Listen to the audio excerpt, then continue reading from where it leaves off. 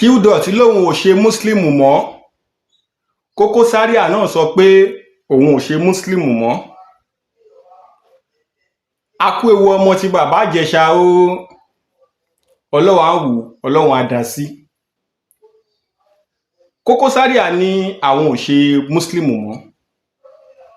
Èmi ò mọ nǹkan tán rí lọ́bẹ̀ tán fi wá ru ọwọ́ o. Bóyá torí ọ̀rọ̀ àwọn bandits kò ṣe bandits, gbogbo àwọn wà táwọn yẹn ń wù tán lọ ń káwọn èèyàn mọ́lé tán lọ ń ṣe gbá tán lọ ń ṣàwò bí òun ló fà á tí Koko Zaria fi sọ pé àwọn ò ṣe muslim mọ́. Èmi ò mọ̀ nípa yẹn, ṣùgbọ́n mo lè sọ nípa ti Qdot dáadáa níwọ̀nba. Ẹ like fídíò yìí, ẹ share, kẹ́dẹ̀ fi èrò ọkàn ti yín sílẹ̀. Ó dẹ̀ fẹ́ kẹ́ farabalẹ̀ kẹ́ bá mi gbọ́ fídíò yìí látòkè désàlẹ̀. Ẹ dẹ̀ check comment section bóyá ẹ̀yin náà lè join Yorùbá Nìkan family.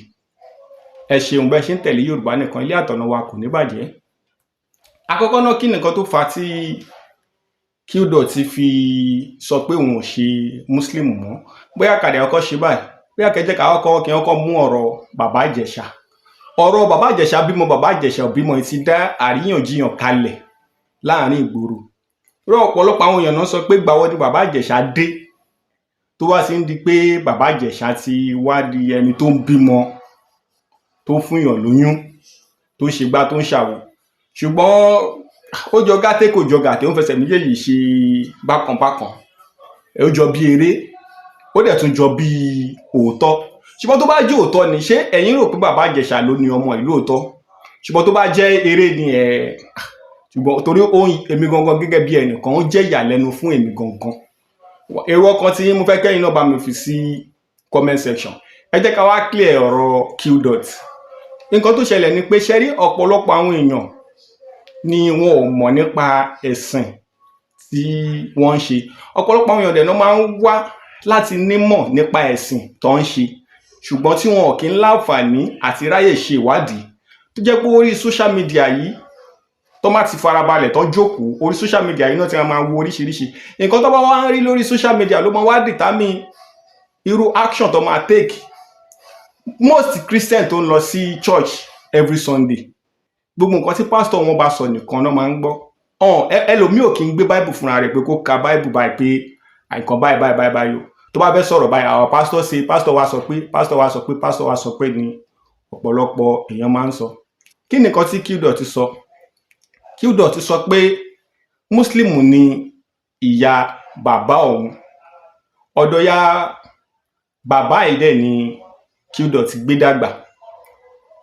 Qdot sọ pé ìyá yìí fẹ́ jẹ́ kí àwọn kéwú, kí àwọn jẹ́ mùsùlùmí. Débi pé ìyá yìí fáwọn sí ilé kéwú ńgbà náà. Ṣùgbọ́n àwọn lọ ilé kéwú, ṣùgbọ́n àwọn àfáà máa ń na àwọn nàkúnà dáadáa. Ṣùgbọ́n lẹ́yìn ìgbà tí ìyá yìí wá kú tán, àwọn wá wà lọ́dọ̀ màmá àwọn. Ọ̀dọ̀ màmá àwọn táwọn wá wà yìí, màmá àwọn jẹ́ Christian. Màmá àwọn tí wọ́n mú àwọn lọ sí church. Ìyá bàbá Muslim, màmá Christian, ìyá wọn tí wọ́n mú wọn lọ sí church. Tẹ́ bá dẹ̀ ṣàkíyèsí orin Qdot dáadáa, ẹ rí pé Qdot máa ń fẹ́ ṣe bí àwọn kìíní ìṣẹ̀lẹ̀ sẹ́rífà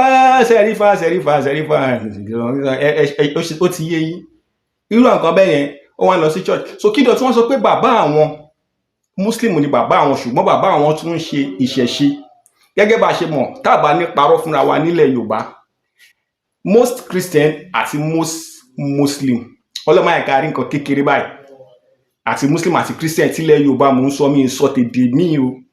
Tí ó bá tí nǹkan kékeré bá ti ṣẹlẹ̀ báyìí, wọ́n ní ó jẹ́ tẹsẹ̀ lébọ̀, ó jẹ́ tẹsẹ̀ lébọ̀. Ẹsẹ̀ léwo náà sọ babaláwo ni. So níbi ìyẹn ṣe jẹ́ nìyẹn. Ṣùgbọ́n Qdot, orin tí Qdot wá kọ tó sọ pé báwo ni Qdot ṣe kọrin náà, ẹ rán mi létí. Tí Qdot ní àwọn tó ń pa Jésù wọn lè gbéná wojú ànábì tó ọmọ líle. Yín tẹ́ kan Jésù mọ́gì ẹ̀ lè gbéná wojú ànábì o, ọmọ líle nǹkan kan bẹ́yẹn.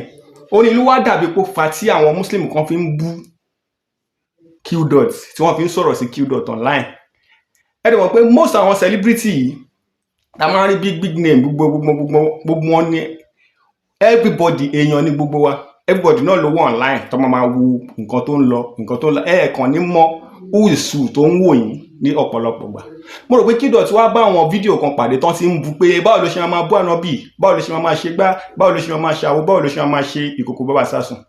Ọ̀rọ̀ yìí wá jẹ́ ọgbẹ́ ọkàn fún Qdot, wá jẹ́ kí Qdot join live àwọn àfáà kan ní orí TikTok.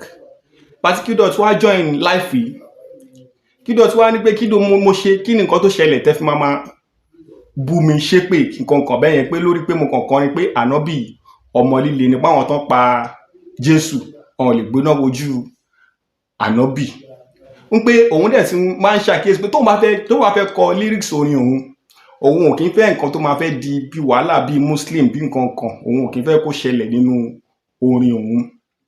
Pé yàtọ̀ sí yẹn pé Muslim ti damage òun in many places, pé as in òun ti bá àwọn challenges kan pàdé lórí ọ̀rọ̀ ó ṣe Muslim kò ṣe Muslim.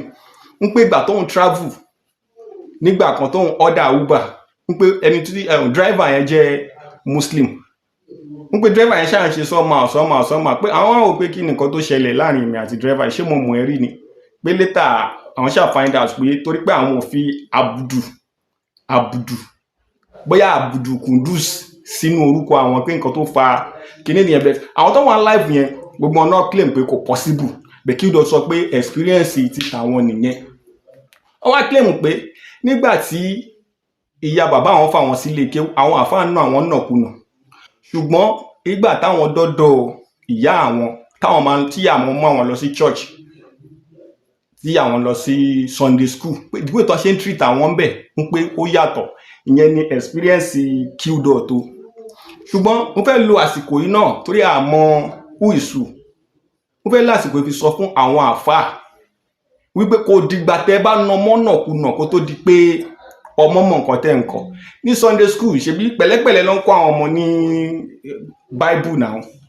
Yóò dẹ̀ ní káwọn ọmọ máa understand ṣé dandan mo máa ń kíní yẹn náà máa ń ṣe ọ̀pọ̀lọpọ̀ nǹkan tí ò jẹ́ kọ́pọ̀lọpọ̀ èèyàn kan ka kéwú títí di èní nìyẹn, tó jẹ́ pé ọ̀pọ̀lọpọ̀ Muslim kan gbé orúkọ sórí ọ̀mọ̀ túmọ̀ ẹ̀sìn tó ń sìn ọ̀mọ̀ nǹkan kan pa Muslim.